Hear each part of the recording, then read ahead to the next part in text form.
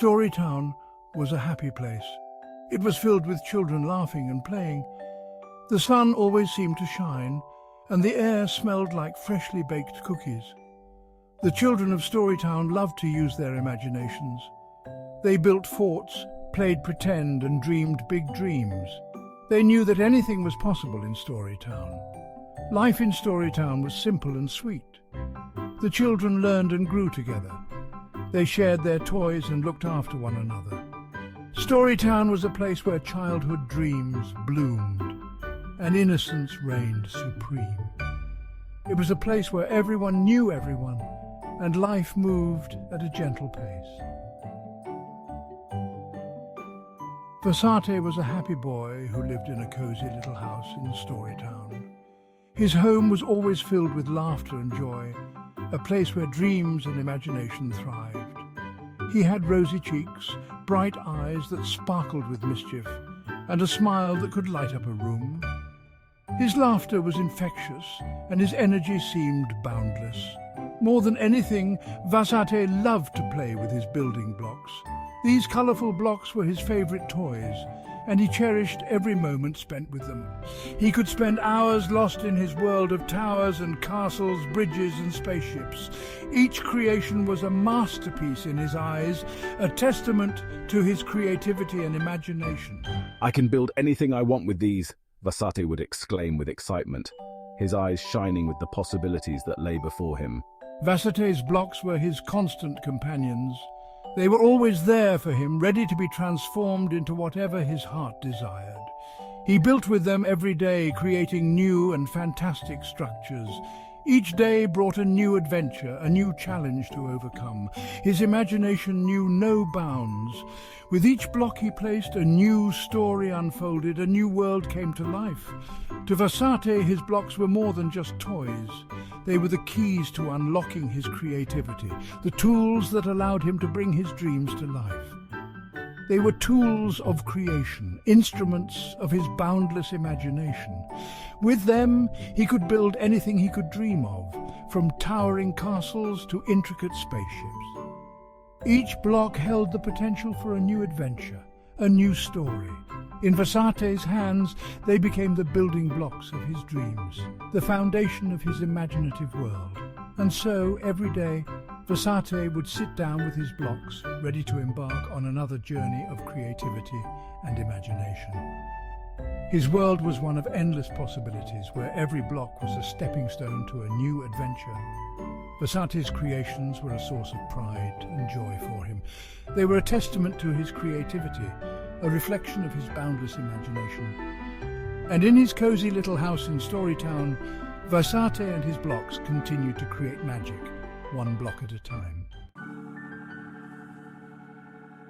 As the years passed, the children of Storytown grew older. They began to put away their toys and take on more responsibilities. They started to learn trades and skills to prepare for their futures. But Vasate, well, he still loved his blocks. Even as a teenager, he would spend hours in his room building elaborate creations. "Why should I stop doing what I love?" His friends would tease him sometimes, calling him blockhead or the architect. But Vasate didn't mind. He knew what he loved, and he didn't see any reason to change. He believed he could hold on to his childhood passions forever. He didn't understand why everyone else seemed to be in such a hurry to grow up. Vasate had always been fascinated by the idea of building real structures, just like the ones he made with his blocks. From a very young age, he would spend hours meticulously stacking and arranging his blocks, creating intricate designs and imagining grand buildings. His parents often found him lost in his own world, surrounded by his creations, dreaming of the day he could bring his ideas to life. So when he was old enough, he became an apprentice to the town's most respected engineer, a kind old gnome named Borin. Borin had a reputation for being not only a master of his craft, but also a patient and wise mentor. He had taken many apprentices under his wing over the years, but there was something special about Vasate that caught his eye. Borin was patient and wise, and he saw potential in Vasate. He noticed the boy's natural curiosity and eagerness to learn, qualities that were essential for a successful engineer. Borin decided to nurture these traits, hoping to mold Vasate into a skilled engineer one day. Wow, this is just like my blocks, but bigger, Vasate exclaimed with wide-eyed wonder as he compared the real structures to his childhood toys. The excitement in his voice was palpable, and it was clear that he was thrilled to be working on something so tangible and significant. Borin taught Vasate about blueprints, materials, and the importance of careful planning. He showed him how to operate all sorts of fascinating machines. The old gnome explained the intricacies of each tool and the role it played in the construction process. Vasate was particularly fascinated by the blueprints, which were like the detailed maps of his dreams, guiding him to create something real and lasting. But Vasate, still a child at heart, was easily distracted. He would often daydream about his blocks, while Borin was trying to teach him something important. His mind would wander back to the days when he could build anything he wanted without the constraints of reality. This tendency to drift off into his own world sometimes frustrated Borin, who knew that focus and discipline were crucial in their line of work. He treated his apprenticeship as an extension of his playtime, not realizing the seriousness of the work. To Vasate, it was all just a grand game, a continuation of his childhood fantasies. He didn't yet understand the responsibility that came with being an engineer, the lives that depended on the structures they built, and the precision required to ensure their safety and stability. Borin knew that this was a lesson Vasate would have to learn in time, and he was determined to guide him through it.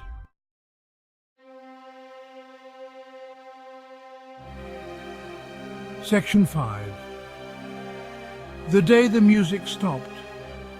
It was a day that would be remembered by everyone in Storytown. One sunny afternoon, Borin, the town's construction supervisor, put young Vasate in charge of a small bulldozer. It was a task that seemed simple enough, but it carried great responsibility. Remember, Vasate, this machine is not a toy. It can be dangerous if not handled properly. You must be careful and pay attention to every move you make. Safety is the most important thing. But Vasate's mind was already miles away, lost in his imagination. He was dreaming up a new castle for his block collection, a grand fortress that would be the envy of all his friends. He eagerly hopped onto the bulldozer, his excitement overshadowing the warnings he had just heard. He wanted to finish his task quickly so he could return to his daydreams. Without thinking, he carelessly pushed a lever, not realizing the consequences of his actions. The bulldozer suddenly veered off course, its path now unpredictable. The powerful machine ploughed through a newly constructed wall, sending bricks and mortar tumbling down in a chaotic mess. The sound of destruction echoed through the town.